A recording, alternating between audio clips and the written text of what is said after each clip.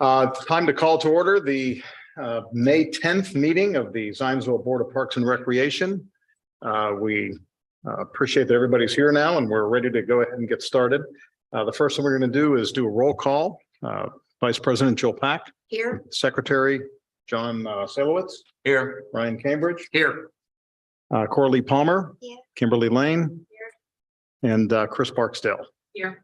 All right, we have all 7 of us here tonight and we'll get started. The first item on the agenda is the approval of the April 12th minutes.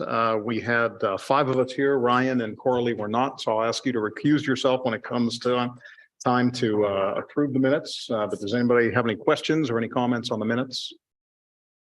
Yeah. So, Yeah. so with that, I'll make a motion that we accept the minutes as presented. Do we have a second? Second. John Salowitz seconds. All in favor, say aye. Aye. So let's the record show that passes 5 in favor, 2 recusals. And we'll move on to the next item, which is the memorandum of the executive session. And just as a reminder, we had an executive session last month to discuss a legal issue with a contractor at one of our facilities.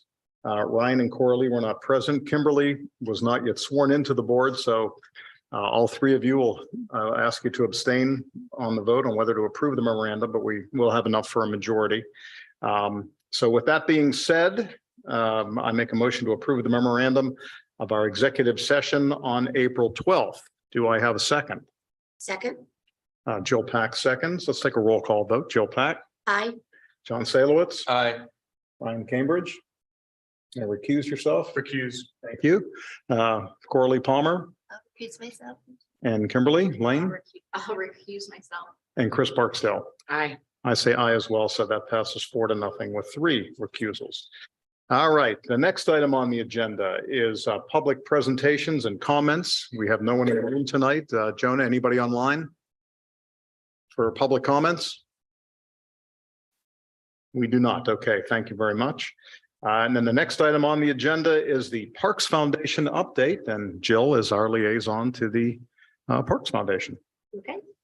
Their last meeting was April 27th, but since then, the town council did approve the issuance of bonds for the Carpenter Nature Preserve. So they're all very happy about that. Looking forward to the bonds being issued, the property being closed on, and then they can move forward with focusing on areas for fundraising.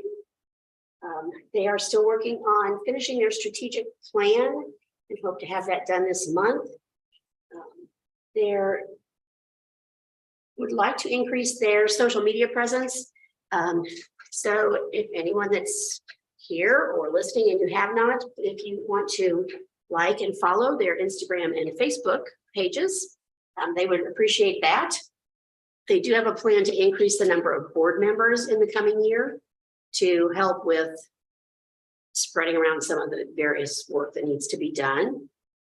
And the last thing I would just add is that the Nature Connections program that they sponsored, it was the pilot program that was held at Eagle Elementary for 3rd graders, just wrapped up last Friday. It was a series of classroom and field work and then this service project. And I was able to participate with a few of the foundation members at Eagle Elementary on Friday, and the kids had a blast. They pulled out a ton of garlic mustard and threw a bunch of seed balls out into the woods at the Zion Nature Sanctuary. Rachel Felling did an awesome job leading it, and they're also on Friday helping was Chris, Sam, and Sierra. So great program. All right. Any questions for Jill? Any comments? Okay, I just want to say at this point that as we all know, the town council did approve the bonding on May 1st at its meeting. And this is a critical step, but it's still going to take a bit of time to complete this process. We now have to go through the bonding process. We are well on our way. And once we complete this transaction, the Parks Foundation will be unleashed to raise money to develop the preserve, which is really a wonderful thing. And in addition, Jim and Nancy worked with us in this process. They were patient with us in this process. And you may or may not know that they endowed the Parks Foundation with an additional $500,000 to help Carpenter get along its way. So that is just fantastic. They are model citizens here in Zionsville, sharing their treasure and sharing their time and following along with this process and helping with this process. I think, as I've said before, that this is a major acquisition for Zionsville. It's going to serve countless people for many, many years to come. And we really owe a great debt to the Carpenters for their generosity and their patience in making this a reality. Does anybody else have anything more to say on that? Question, are they gonna hire a director to do their fundraising, or are they doing this all as a volunteer board? They're looking at the possibility of hiring an executive director. Okay. Yes. Any other questions, comments? All right, let's move on then. The next item on the agenda is staff reports, and we begin with our superintendent, Jared Logston. Jared. Thank you, John. Good evening, Park Board. You pretty well covered the Carpenter bond, so I'll highlight a couple other things from my report. Last month, the department was awarded the Indiana Greenways Award for Outstanding Local Government of the Year.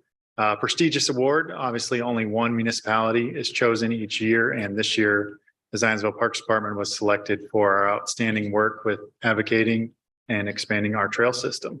So a prestigious award that is now encased here in Town Hall for the public to view.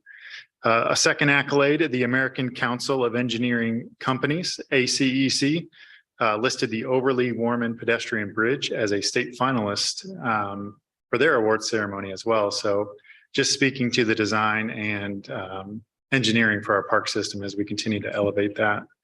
So we appreciate that mention as well. And finally, on Arbor Day, members of the community and donors to our Northern Rail Trail extension joined us out in the rain. We had a brief ceremony of a dedication of a rail trail memorial tree plaque ceremony. So 69 trees were planted along the northern expansion, and 40 of those were sponsored. Well, 40 sponsors funded that project. So we were happy to meet with those families and learn what those trees meant to them and what they'll mean for future generations in Zionsville. That is all from the superintendent report, unless there are any other questions. All right, thank you, Jared. All right, next in line is the Director of Maintenance Services, Chris Flanagan. Good evening. All righty, so for April, we only had one instance of graffiti, which only consumed around 2 staff hours. We've begun mowing for the season. We're training part-time staff on the mowing equipment and the locations that we do around town. Irrigation was activated at Lincoln, American Legion, and Elm Street Green. We're troubleshooting the system along with Coy Irrigation out there at Mulberry Fields. Working with them, we should have that figured out soon. We assisted Ecologic with preparation site to spray hemlock at the mountain bike trail, as well as spraying a portion of Willow Road for an Ecologic site planting there. And we mulched Village Corner down on the bricks. We had 3 weed wrangles, bush honeysuckle at Turkey Foot and garlic mustard at Overly Warman and Starkey Park. Along the rail trail, the crews framed and poured out the concrete pad where a memorial bench was anchored down alongside that dedication plaque there on the northern end. We repaired and activated the drinking fountain that's near the Oak Street Tunnel. At Heritage and Elm Street both, we turned on the water for the community garden plots and the drinking fountains. At Heritage, we installed the shade sails at the playground. And at Elm Street, we also had to repair the water spigot near the community gardens there. Restrooms and drinking fountains are turned on at Mulberry Fields, and we also replaced the adaptable swing there in the playground as well. Starkey Park, as per usual, we spent some time clearing fallen trees along the trails there, and we replaced some of the railings along the switchback ramp. At American Legion, crews replaced the ground lights around the memorial obelisks, and we repaired the drinking fountain there on the roundabout. Cleared the trails at Zionsville Nature Sanctuary, and we partnered with Recreation to cut out and place some OSB for snake shelters out there in the woods for their programming. And we also poured a concrete pad and anchored down a toolbox, which will soon be activated for mountain bike trail volunteers. That's all I got, along with our regular activity. I wanted to ask you about Elm Street Green, about the fountain on the upper part of Elm Street Yeah. Green. Is that Just going to be activated activated this week, yeah. It's now online. Okay, it's in good shape and it's functional and Yeah, it's functional. I wanted to get in sometime this year and scrub it down and give it a good cleaning, but we wanted to go ahead and get it activated because Right. it's a nice water feature for the park. But yeah, it's activated, and the fountain at Lincoln is also activated. great. Anybody have any questions for Chris or comments? All right, thank you, Chris. Thank you. All right, next up is our Director of Recreation Services, Mindy Murdoch. Good evening, everyone. All right, for the month of April, we saw 1,121 visitors to the Nature Center. Majority of those, I would say about a third of those came during spring break. It's about 445 walk-ins.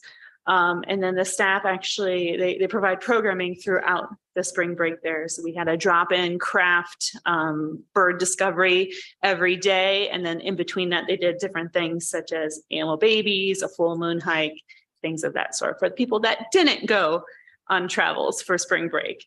Outside of that, we did 36 programs or events for the month of April. A few highlights, of course, is our Indiana Master Naturalist, which last night was the final of that series. So, thankfully, hopefully, all 29 that finished and took their test will finish their volunteer hours and become certified Indiana Master Naturalists. A couple other ones, the Creek Stomper did its first park and play April 20th at Overly Warman Park. So we had 29 participants come out and play with us. We've got quite a number on the board for May. And then summer, we'll talk more about that later, but summer is looking like it's gonna be pretty busy with the outreach vehicle. We also had Green Fest, which was on April 22nd. So we estimate about 411 people. With some new additions to that, we did a morning yoga class. That was a new one. We had a family fun ride led by Jared for me. And then we also did a recycled t-shirt class, which was a very popular option for them. And then we had, of course, our recycled art contest.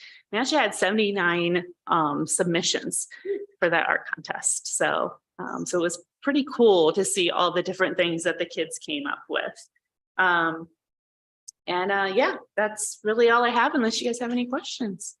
Pretty good month. That's a lot of walk-ins at the Nature Center, isn't it? That is, I mean, we've had more. I think the highest we've had is 1,400, but yeah, it's pretty much every month is pretty steady. Yeah. In the 1,000 plus. That's great. So. Any questions for Mindy? Mindy, can we see, do you keep track of your statistics kind of month over month so we can see point and cycle?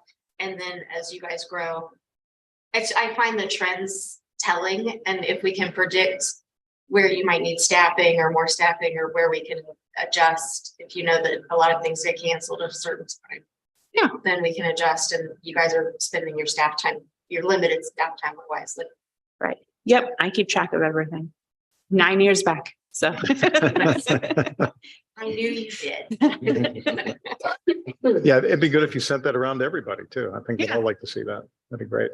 Thank Can you. do. Anybody else? Well, she mentioned the Indiana Master Naturalist class. Your staff did a fantastic job. Great, they did a great job putting it together, and I'd say definitely continue doing it, offer it to the community. And Awesome. maybe one suggestion is probably not as many people, because one thing when you go out, it was hard to, did everyone really get involved when we went out and walked and such, but it's just something to think about. Yeah. 30 is the limit that they allow. And it was amazing how quickly it filled. So we are doing a junior Master Naturalist at the end of July. So if you know of anyone interested, that one is available. People can register their kids for that. It's ages 9 through 12. So, and it is a full day, actually a full week. So it's from like 9 to 3 daily throughout that week. So. All right. Thank you, Mindy. Okay, the next item on the agenda is golf course manager. I don't see Mike in the room, but Jared is stepping up to talk about what's happening at the golf course. Yeah, certainly want to highlight a couple accomplishments at the golf course. Off to a very strong season. 90 season passes sold to date. I believe the previous record was somewhere in the 60s. So having an outstanding group coming forward and playing at the course. To date, there has been 1,898 rounds of golf played. So fantastic turnout since March 15th. Two more items, the drainage project on hole 4, which was approved by this body just a few months ago, has been completed. We now have 3 French drains and a sump pit that will properly deal with some of the water that accumulates on the course. So it's always nice to have it dry out a little quicker and get people back out there. And finally, today, the John Deere pull behind mower that was ordered in January was delivered. So crews got to test ride that, tweak it with the dealer before they left, and they will soon incorporate that into their operations. So that is all for the golf course at this time. It's too bad Mike's not here because it'd be nice to tell him in person how great the golf course looks, and congratulations on the season so far. It seems like it's been going great. Absolutely. Yeah. All right. Thank you. I do have one question. On hole 2 where Duke Energy did the grant and all the plantings, it doesn't look all that great. Is there like maintenance, or is there a warranty of some sort? Because it does not look like anything's taken. Yeah, so we're waiting to see what pops up, and we knew the first year was going to look pretty rough. You'll see once the blankets stop, that's just annual rye. So we'll spray that out and continue the habitat in the future and as quickly as this fall. But it looks a little rough right now. We're very aware of that, but we're going to watch what pops up. They typically take a couple seasons to fully establish, so. Okay. Anything else on the golf course? All right, let's move on. Thank you, Jared. The next is our report from our Parks Attorney, Amy Nooning. Yes, sure. I've been continuing to work along with Jared on pulling together the necessary pieces for the legal documents for some real estate acquisitions that will be in front of the board over the next few months, including Carpenter Nature Preserve and some permanent easements that we're also working on. So more to come on all of that. Jared's working on getting some legal descriptions necessary, and we'll have all of those documents ready to go and teed up when the appropriate time comes. In addition to that, I've been working with Mindy on the development of the Creek Stomper Agreement, which is down below on new business. We can talk about later on. Okay. Yeah, we'll talk more about that in a few minutes. Any questions for Amy so far? No? Okay. The next item on the agenda under new business is the Mulberry Field Special Use Permit. Jared? Thank you, John. Every once in a while, a group comes to the Parks Department asking for a special use of a facility that doesn't quite fit into any of our structured programs. So we have the shelter reservation policy for the shelters. We have the special event permit, and there's certain things that have to trigger before that's activated. So this is one of those projects that kind of falls in the middle. So working with Amy, we developed the special use permit template, which we utilized for this.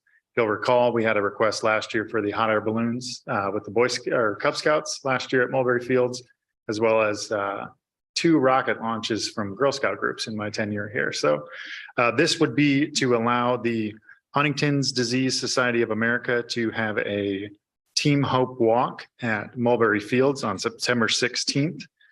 They have requested to utilize 3 shelters and the interior pathways of Mulberry Fields for their walk. So again, just confined to one park, shouldn't disturb normal activities too much. We do offer free rates on shelter reservations for nonprofit groups such as this. So the request before you would be to allow this special use of the pathways and the 3 shelters at Mulberry Fields on September 16th. Happy to answer any questions. Do they have an estimate of how many people will be there? Right around 100. So is adequate parking? Yes, yep. And we need a motion to accept this. Yeah, and we'll have you sign it. The Okay. agreement. Yep. Anybody else have any other questions? I mean, it seems like a, So we'll close the park. No, we should still be open to the public, just more foot traffic for those couple of hours in the morning. Does this, I'm assuming, protects us from liability and damages? Yes, they agree to some conditions within this permit as well as just our general liability coverages. well, it certainly seems like a worthy cause and a good use of our parks. Anybody have any concerns or questions? All right, then can I have a motion to accept the special use permit by the Walk for Huntington's Disease Association? So moved. Ryan Cambridge makes a motion. Do I have a second? Kimberly Lane seconds. Let's take a roll call vote. Jill Pack, Aye. John Salowitz, Aye. Ryan Cambridge. Aye. Corley Palmer, Kimberly Lane. Aye. Chris Barksdale. Aye. I say aye as well, making it unanimous. Thank you. 7-0. All right. The next item on the agenda, pickleball rules. Jared? Thank you, John. We will soon welcome 4 dedicated pickleball courts to our park system. Progress along with that project is going extremely well. We're looking for that to wrap up here in a couple weeks. But as we do that, we wanted to identify and create specific rules for the pickleball courts. We utilized examples from around the nation to compile the most concise and easy to understand rules so that everyone has an opportunity to play. Realizing that this is an extremely activated sport at the moment. There's a lot of users, and we do realize that people will come to town just to utilize the courts. So we wanted to be prepared for that and develop these rules and regulations to exclude what we don't want on the courts. So that's, other sports balls and skateboards and things like that per usual, but also define what kind of the etiquette of our courts would be. So we will install a pickleball saddle, paddle saddle on the outside of the courts, and that will best indicate who's next when there is a wait. And so teams will place their paddles in that, and as a court opens up, there's a little indicator, they'll slide to the next group and they'll grab their paddles and go onto the courts. So when there's not a wait, obviously players can play as long as they want, but as parties begin to wait outside, they play to 11 and are to win by 1, and then they're off the courts to get back into the queue to play again. So happy to answer any questions related to these rules, but upon approval, we'll get these to the sign companies and get them placed on the courts. Well, before we take comments on that, I just want to say that I did reach out to some key people in the pickleball community here and have gotten positive feedback. There actually is a pickleball community here, and they're really interested in this. So It's like come out of nowhere for me, but Yeah. I have no hand-eye coordination. So. Yes. And this seems to be acceptable and appreciated, pretty standard in the pickleball universe. And if we have some problems, we can modify it as we go forward. But I think that these rules should be a very good start. And it seems like the pickleball community is completely on board. So does anybody have any comments or thoughts on the pickleball rules for our new pickleball courts? Great. Okay, anybody would like to make a motion to accept the pickleball? Kimberly Lane makes a motion to accept the pickleball rules. Do we have a second? Who is that? John? Me. Ryan Cambridge seconds. Jill Pack, Aye. John Salowitz, Aye. Ryan Cambridge, Aye. Corley Palmer, Aye. Kimberly Lane, Aye. Chris Barksdale, Aye. and I say aye as well, making it unanimous. All right. When do we think the pickleball courts are going to be open, Jared? Soon. So the cold snap kind of delayed the servicing. We do certainly want to ensure that we have adequate temperatures at night, just so we don't get any bubbling or peeling once it is set. So Yeah. happy to take our time and make sure we do it right. And I think the pickleball community supports that as well. They'd rather have it done right than have to go back and make adjustments and repairs and all that. So it'll come in its time, right? When the time is right, we'll have pickleball at Mulberry Fields. All right. Thank you, Jared. All right. The next item on the agenda, the Creek Stomper HOA agreement. Mindy, are you going to come up talking about that?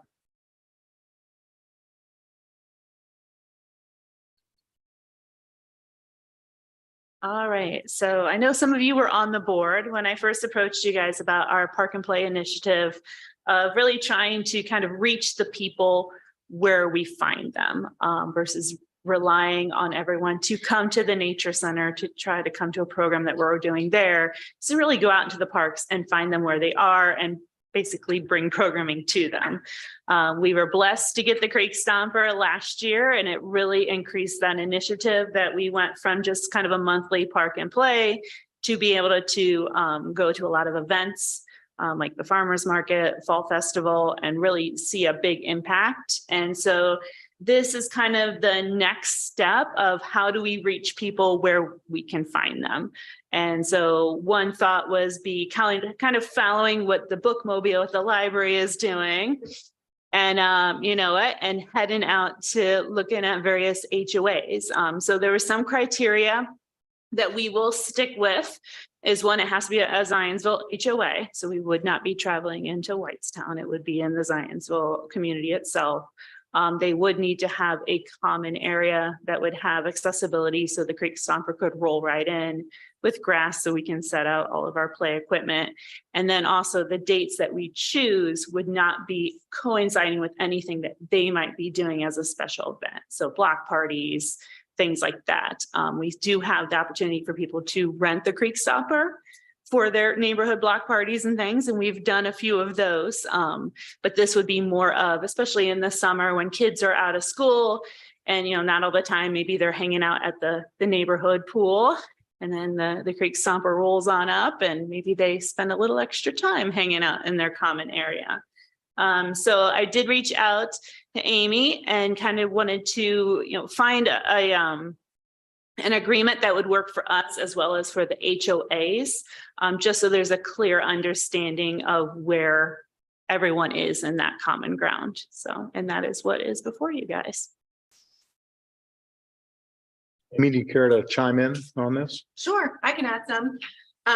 The memorandum of understanding that we prepared, it's just a very high level kind of MOU to just set the expectations primarily with regard to where what space is going to be utilized, how the Parks Department can go about reserving this space or requesting permission, the timeframes. So Mindy can plan her programs, well in advance. And they can also have an expectation of what's going to happen plenty of time, in advance. So we don't have any last minute issues. We also put in here that the Parks Department agrees to abide by their reasonable regulations, just to ensure that that's clear. Each of the parties is going to maintain our separate liability insurance as we do and name each other as additional insureds. And that's about it. Again, just kind of very high level. We did just a template agreement so she can plug in the specifics for each HOA that the board and Mindy want to engage with. Any questions? They said they must have a common area. Some area where the Creek Stomper can roll it.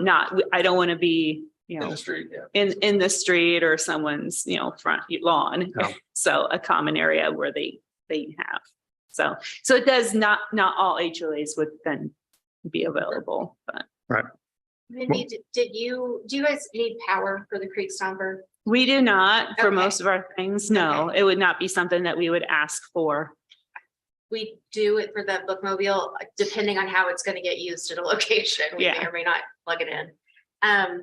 And I would, Lydia Lutz is the Yes. director. Yeah, I actually reached out to Lydia asking her, like, what do you have in place? What do you ask? What have they asked you about? When we are, Certificates of insurance. I've played intermediary with our insurance company multiple times on that with different HOAs.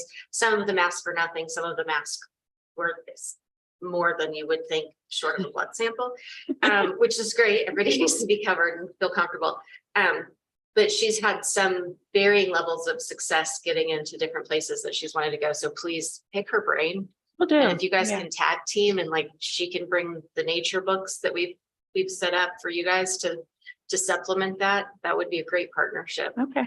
I do know I have 3 HOAs right now that are interested. So if this is passed, I told them we would, Royal Yes. Run would be a great.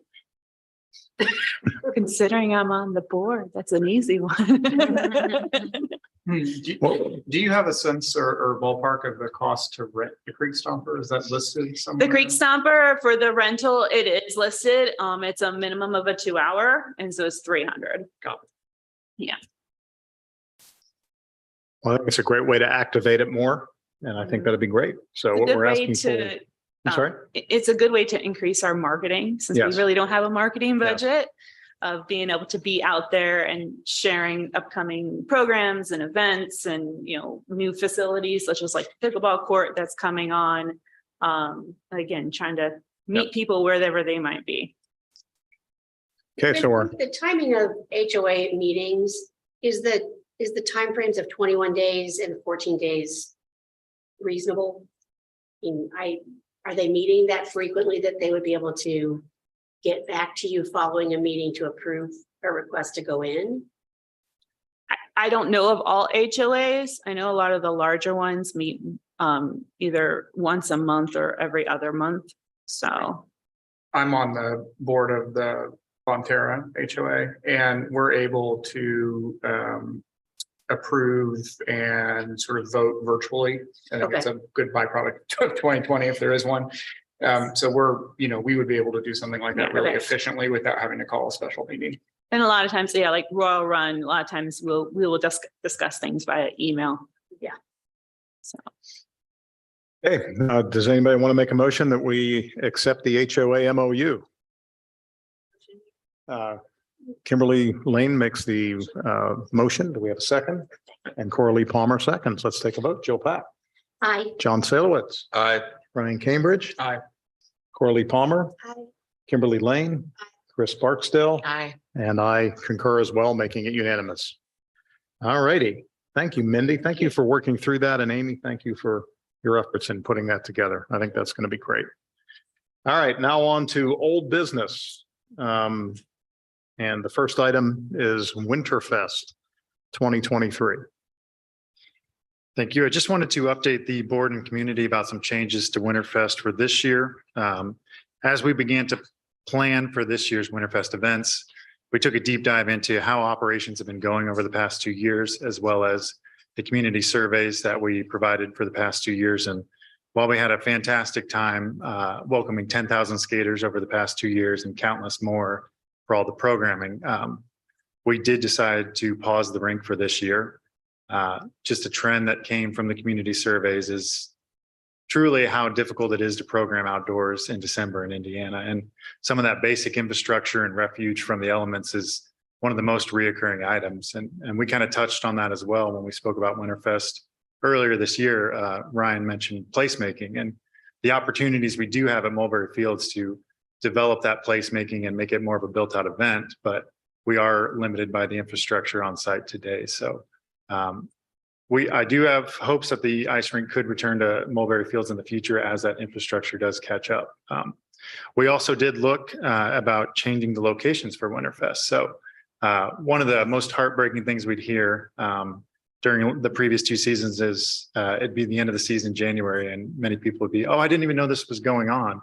And we realized that there was some visibility issues with having it at Mulberry Fields. So on top of that, the chamber has been creating countless holiday traditions in the village for decades. And we knew there was some synergy there, and also potentially there's competing times when the rink would be open and activities in the village as well. So we did explore a partnership with the Lions Club for placing the ice rink this year at their park. And they were fully supportive of executing that and looking into that further. But ultimately, it was some utility limitations of that site that would put a pin in that as well. So we do look forward to the rink returning to our community in the future, whether that is at Mulberry Fields with more infrastructure or potentially has a place in the village with the future Gateway project or some other location. But so this year we are going to focus on the other programs that made Winterfest so wonderful. We will have breakfast with Buddy the Elf here at Town Hall. Reindeer will make their reappearance in our park system, and we have an opportunity to further collaborate with the chamber on the programming that's going on in the village. So just wanted to update this board and the community on how Winterfest is going to look for 2023. Any discussion about Winterfest, plans for Winterfest this year? Okay. We can move on to the next item then. Jared, Overly Warman Park. HIS constructors have returned to Overly Warman to finish out those final punch list items that were a little bit more seasonal dependent that they needed to finish up. So we are hoping that they made exceptional progress on the punch list and finish that up by the end of the month. They have been on site each day, making changes to the grade and reestablishing seed and some of the minor items that have remained on the punch list.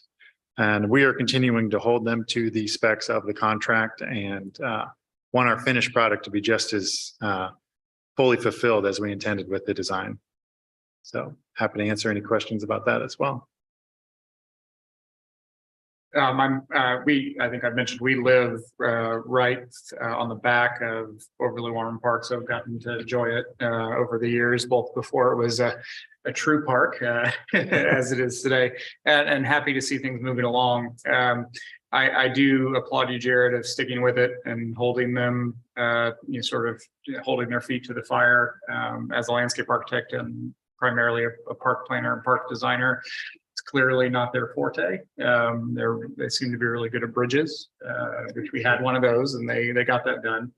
But I do think since we as a town are going to inherit, for in perpetuity, whatever they leave behind, I think it's important to make sure that any repairs or remediation efforts that they do are in accordance with specs and at a minimum, best practices. So, pending that, I would encourage us to hold on to any of the funds that we've withheld until whatever they deliver is, satisfactory. Absolutely. All right. Anything else? All right, Jared, Mulberry Fields pickleball courts. As I alluded, they're coming along great. The fence is fully up. Posts have been placed and soon the sports court coating will be placed on the courts. Just want to acknowledge that this facility was designed to APA standards of that 30 by 60 framework. So these courts should have the proper accommodations and sizing for the American Pickleball Association. And we will make sure that the final product is to those standards as well. So I know there's been a little bit of discussion about the light poles or where the placement of the fence, the net poles are, and we'll be sure to verify those before we finish out on the project. There was some concern expressed about the space between them, between the courts. Just the distance of the nets to the next court. There was a little concern it was too close. Yeah. Yep. But the pad is there and they are what they are going to be in, right? Yes. We'll learn to adapt. And they were designed to the standards of the APA. Yeah. Okay. Any other questions about that? Comments? Nope. Okay. Rail trail expansion and widening.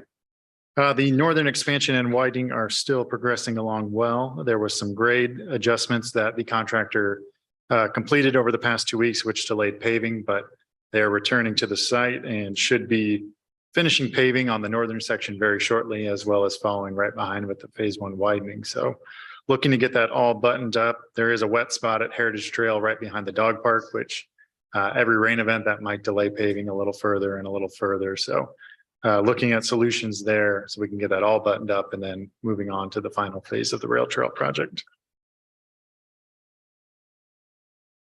Anybody? No? Okay.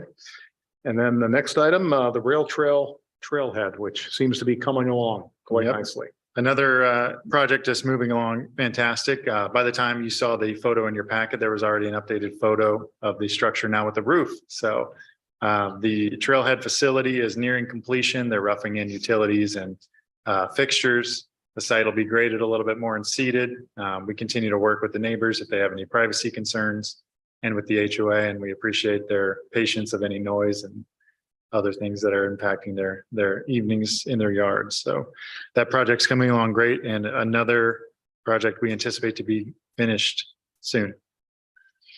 It's going to be a big summer. Anybody have any other comments about that or anything else? I just had something about, sorry, it wasn't about the trailheads. With your invasives removal in the park, it's great that you're doing the honeysuckle and the garlic mustard. Is there any plan to tackle the lesser celandine and saki? I know it's just got a lot worse this year. Is that something that Ecologic do, or you? Kind of our strategy with that was to keep it as close to the floodplain as we could, knowing that each flooding event, we could get a whole new batch of seeds and then the Right. future generations. So there isn't currently a contract for those services this year, but we are monitoring that. We've also seen quite a bit of that in Overley. So that'll be a new place to set our sights on as well. No shortage of strategies to kind of begin to or continue to tackle that and improve our park system. All right. Thank you, Jared. The next item on the agenda is claims. Has everybody had a chance to take a look at the claims? Yes.